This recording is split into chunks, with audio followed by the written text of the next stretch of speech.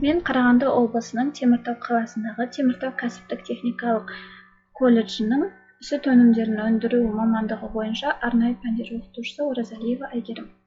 Сүт өнеркәсібінің үрдістері мен аппараттары пәні бойынша бүгінгі өтілетін тақырыбымыз сүтті жылумен өңдеу. Дәрістің жоспары: жылулық өңдеудің мақсаты, жылулық өңдеудің түрлері, сүтті пастерлеу, пастерлеудің мақсаты, пастерлеудің түрлері, пастеризатор, термизация және де сүтті стерилдеуді қарастырамыз. Жылулық өңдеудің мақсаты: сүт шикізатын жылулық өңдеуді залалсыздандыру мақсатында жүргізеді.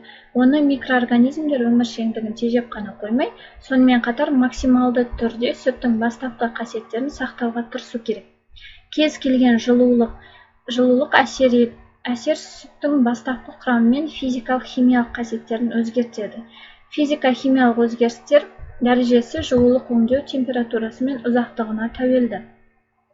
Сүт белоктары жылу әсерінен денатурацияланады, әсіресе сары су белоктары қыздыруға сезімтал, олар 65 Цельсия градус жоғары температурада денатурацияланады, ал казеин болса жылулық өңдеуге тұрақты.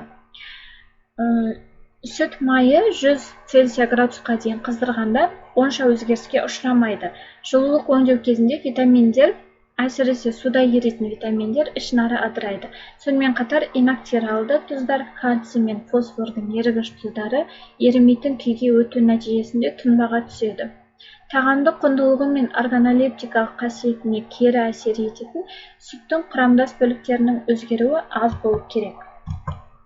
Жылулық өңдеудің түрлеріне келетін болсақ, бірінші пастерлеу, стерилдеу және де термизация болып үшке бөлінеді. Сүтті пастерлеуге тоқталатын болсақ, сүтті пастерлеу микрофлораның вегетативті түрлерін, соның ішінде патогенді түрлерін жою мақсатында сүтті өңдеу.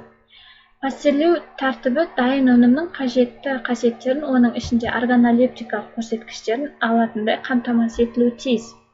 Пастерлеу 100 Цельсия градусқа дейін температурада қыздыру арқылы азық-түліктегі зиянды микробтарды жою әдістерінің бірі. Ол осы әдісті алғашқы микробиолог Луи Пастердің есімімен аталған. Пастерлеу әдісі азық-түлікті консервілеуде кеңінен қолданылады. Мұндай тағамдарды 100 Цельсия градустан жоғары температурада қыздырса, олардың өзіндік қасиеттері әжептәуір өзгеріске ұшырайды. Пастерлеудің мақсаты: пастерлеудің мақсаты сүтте болатын және оның бұзылуын тудыратын микроорганизмдердің жалпы мөлшерін күрт азайту және ауру тудырғыш бактерияларды жою.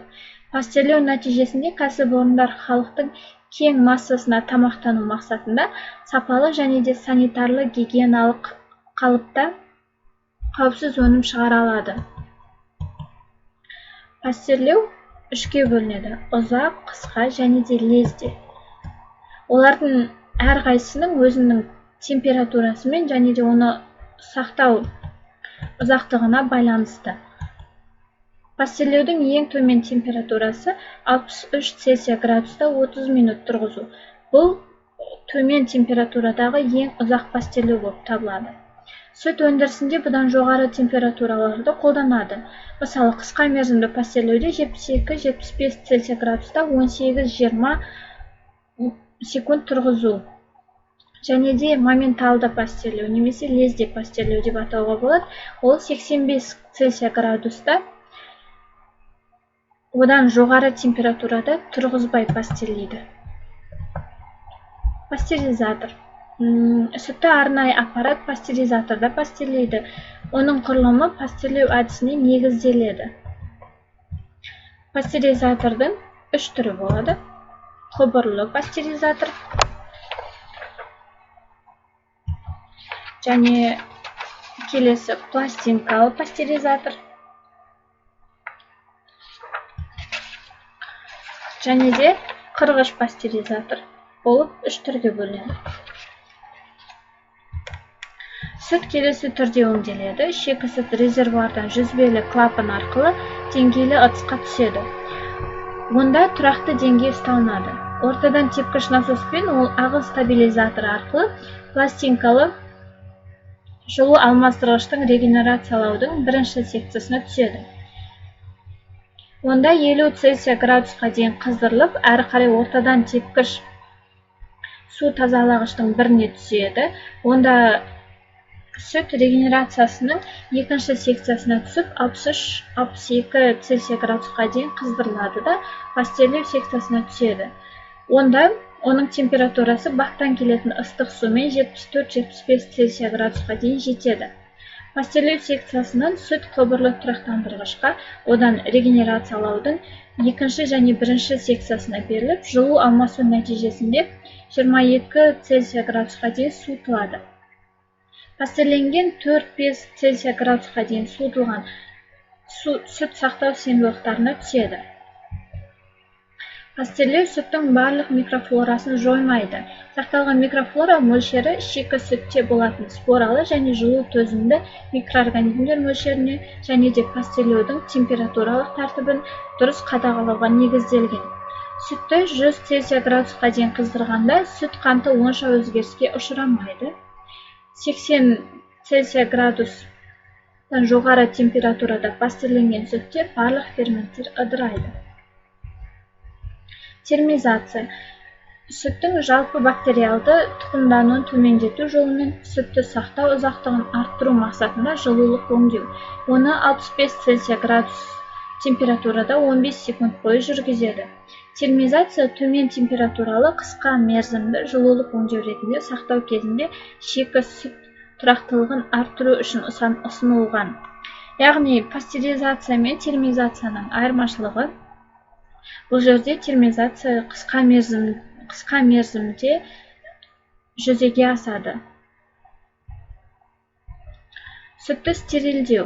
Сүтті стерилдеу микроорганизмдердің вегетативті, сол сияқты споралы түрлерін жою жолымен сақтау кезінде тұрақтылығын арттыру мақсатында сүтті жылулық өңдеу. Стерилдеу, әсіресе ұзақ мерзімді стерилдеу, белок, май, көмірсу өзгерісімен қатар витаминдер ыдырауын тудырады. Бұл кезде стерилденген сүтте витамин мөлшеріне тек өңдеу әдісі ғана емес, сонымен қатар шикі сүттің витаминдік активтілігі әсер етеді. Ол өз алдына жыл мезгіліне, жемге, мал тегі мен лактация периодына тәуелді. Енді балалар, пастеризация мен сүтті стерилдеудің айырмашылығына келетін болсақ, сүтті стерилдеген кезде зиянды микроорганизмдермен қоса пайдалы микроорганизмдерді де жойып жіберу мүмкін. Споротүзгіш микрофлораны жою үшін стерилдеу температурасы ғана емес, тұрғызу ұзақтығы да әсер етеді. Мысалы, сүтті 150 Цельсия градуста 10 секунд тұрғызса, 120 Цельсия градуста шамамен 15 минут тұрғызуға болады. Ал 115 Цельсия градуста 20-30 минут стерилдеуге болады. Яғни балалар стерилизация мен пастеризациядан өткен сүттердің айырмашылығы стерилденген сүтті ұзақ уақытқа дейін сақтауға болады. Шамамен жарты жыл 5-6 айға дейін сақтауға болады. Пастеризациядан өткен сүт сақтау мерзімі ұзақ емес. Балалар, үй тапсырмасы. Бірінші, сіздер осы ссылка бойынша бейнебаянды қарап шығыңыздар.